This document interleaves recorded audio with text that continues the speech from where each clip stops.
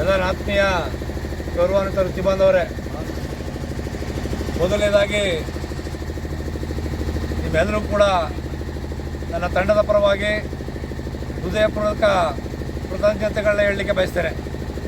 ಕಾರಣವಾದರೂ ಇಷ್ಟೇ ಸ್ನೇಹಿತರೆ, ನೀವೆಲ್ಲರೂ ಕೂಡ ತಿಳಿದಿರೋ ಹಾಗೆ ಕರ್ನಾಟಕ ರಾಜ್ಯ ಪ್ರಾಥಮಿಕ ಶಾಲಾ ಶಿಕ್ಷಕರ ಸಂಘದ ತಾಲೂಕು, ಜಿಲ್ಲಾ, ರಾಜ್ಯ ಮಟ್ಟದ ಚುನಾವಣೆಗಳ ಪ್ರಕ್ರಿಯೆ ಪ್ರಾರಂಭವಾಗಿತ್ತು. ಆ ಪ್ರಕ್ರಿಯೆಯಲ್ಲಿ ಕಳೆದ ಒಂದು ಬಾರಿ ಸ್ಥಗಿತ ಆಗಿದ್ದರಿಂದ ಕಳೆದ 15-20ರಿಂದ ಒಂದು ತಿಂಗಳಿಂದಲೂ ಕೂಡ ನನ್ನೊಂದಿಗೆ ನೀವೆಲ್ಲರೂ ಕೂಡ ನನ್ನ ತಂಡದ ಎಲ್ಲ ಸದಸ್ಯರೊಂದಿಗೆ ಹಗಲಿರುಳೆನ್ನದೆ ನಿಮ್ಮ ಮನೆ ಕೆಲಸವನ್ನು ಬಿಟ್ಟು ನೀವೆಲ್ಲರೂ ಕೂಡ ನಿಮ್ಮ ವೈಯಕ್ತಿಕ ಬದುಕನ್ನು ಬದಿಗಿಟ್ಟು ನಮ್ಮ ಹಿಂದೆ ನೀವೆಲ್ಲ ಶ್ರಮಿಸಿದ್ದಕ್ಕಾಗಿ ಇವತ್ತು ನಮ್ಮ ತಾಲೂಕಿನಲ್ಲಿ ತಂಡ ಅಸ್ತಿತ್ವಕ್ಕೆ ಬಂದಿದೆ. ಹಾಗಾಗಿ ಮಗದೊಮ್ಮೆ ನಿಮ್ಮೆಲ್ಲರೂ ಕೂಡ ನಾನು ತುಂಬ ಹೃದಯದ ಪ್ರಣಾಮಗಳನ್ನ ಹೇಳಲಿಕ್ಕೆ ಬಯಸ್ತೇನೆ ಸ್ನೇಹಿತರೆ. ಜೊತೆಗೆ ಇನ್ನೊಂದು ವಿಚಾರ ಮಾತಾಡಲೇಬೇಕಾಗ್ತದೆ. ಈಗ ನಮ್ಮ ತಂಡದಿಂದ ನಮ್ಮ ಕೇರ್ಪಡೆ ತಾಲೂಕಿನಲ್ಲಿ ತಾಲೂಕು ಘಟಕಕ್ಕೆ 10 ಜನ ಸಾಮಾನ್ಯ ಅಭ್ಯರ್ಥಿಗಳು ಮತ್ತು 5 ಜನ ಮಹಿಳಾ ಮೀಸಲು ಅಭ್ಯರ್ಥಿಗಳು ಆಯ್ಕೆ ಆಗಬೇಕಾಗಿರ್ತದೆ.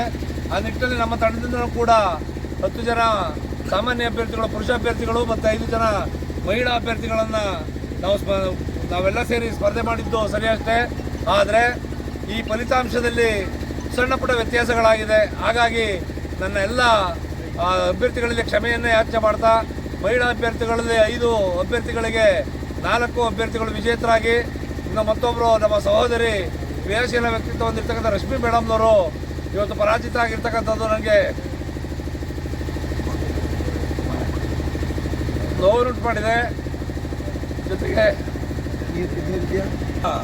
ಪುರುಷ ಅಭ್ಯರ್ಥಿಗಳಲ್ಲಿ 10 ಜನ ಸ್ಪರ್ಧೆ ಮಾಡಿದ್ದು, 5 ಜನ ವಿಜೇತರಾಗಿ 5 ಜನ ಪರಾಜಿತ ಆಗಿರ್ತಕ್ಕಂಥದ್ದು ಅಷ್ಟೇ ಮಟ್ಟದ ನೋವನ್ನು ತಂದಿರತಕ್ಕಂಥ ವಿಚಾರ. ಯಾರು ಕೂಡ ಅನ್ಯತಾ ಭಾವಿಸ್ಕೋಬೇಡಿ. ನಾವೆಲ್ಲರೂ ಕೂಡ ನಮ್ಮ ತಂಡ ಸದಸ್ಯರು ಅನಾದಿಯಾಗಿ ಎಲ್ಲೇ ಪ್ರಚಾರ ಮಾಡಿದ್ರು ಕೂಡ ಸತ್ಯವನ್ನು ಹೇಳ್ತೇನೆ. ನಾನು ಹೆಸರು ಹೇಳ್ಕೊಂಡು ಕೆಲಸ ಮಾಡಿಲ್ಲ. ಅವನ ಟೀಮು ನಮಗೆ ಯಾರು ಬೇಕಾದ್ರೆ ಆ ರೀತಿ ಮತಯಾಚನೆ ಮಾಡಿರ್ತಕ್ಕಂಥದ್ದು.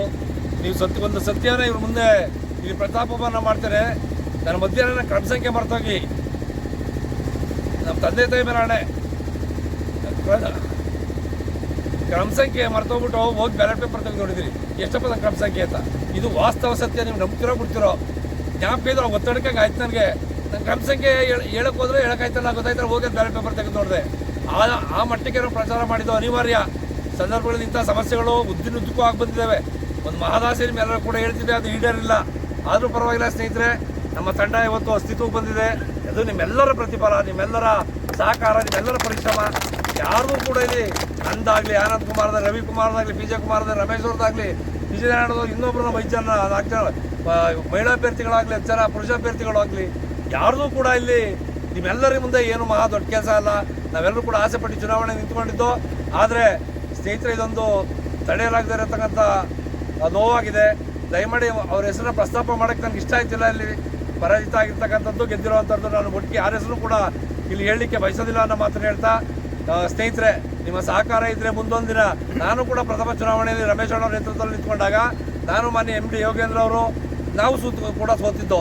ಸೋಲೆ ಗೆಲುವಿನ ಮೆಟ್ಲು ಅಂತ ತಿಳ್ಕೊಂಡು ನಾವು ಸ್ನೇಹಿತರೆ ನೀವೆಲ್ಲರೂ ಕೂಡ ದಯಮಾಡಿ ನಿಮ್ಮ ಇದನ್ನು ಏನು ನೋವನ್ನು ನೀವು ಅಥವಾ ಇನ್ನೊಂದನ್ನು ಯೋಚನೆ ಮಾಡ್ತಾ ತಿಳ್ಕೊಳಕ್ಕೆ ಹೋಗ್ಬೇಡಿ. ಯಾಕೆ ಅಂತಂದರೆ ನಮ್ಮದೇ ಮಾಡಿ ತಾಲೂಕು ಮಟ್ಟದಲ್ಲಿ, ಜಿಲ್ಲಾ ಮಟ್ಟದಲ್ಲಿ, ರಾಜ್ಯ ಮಟ್ಟದಲ್ಲಿ ಎಲ್ಲವೂ ಕೂಡ ನಮ್ಮದೇ ಮಾಡಿ ರಕ್ಷಣೆ ಆಗೋ ಸಾಧ್ಯತೆ ಇರೋದ್ರಿಂದ ನೀವೇನು ಚಿಂತೆ ಮಾಡಬೇಡಿ. ನೀವೆಲ್ಲರೂ ಕೂಡ ಒಂದು ಸೂಕ್ತವಾದ ಸ್ಥಾನಮಾನವನ್ನು ಕೊಡಿಸುವಂಥ ಜವಾಬ್ದಾರಿಯನ್ನು ಶಿವರಾಮೇಗೌಡ ನಮ್ಮ ತಂಡದವರು ಒಪ್ಕೊಂಡಿರ್ತೇವೆ ಅನ್ನೋ ಮಾತನ್ನು ಈ ಸಂದರ್ಭದಲ್ಲಿ ಹೇಳ್ತಾ, ನೀವ್ಯಾರೂ ಕೂಡ ಅನ್ಯತಾ ಭಾವಿಸ್ಕೋಬೇಡಿ. ಸಾರಿ, ನೀವೆಲ್ಲರೂ ಕೂಡ ನನ್ನ ಸಹೋದರ ಸಹೋದರಿ ಇದ್ದಂಗೆ ಪ್ಲೀಸ್.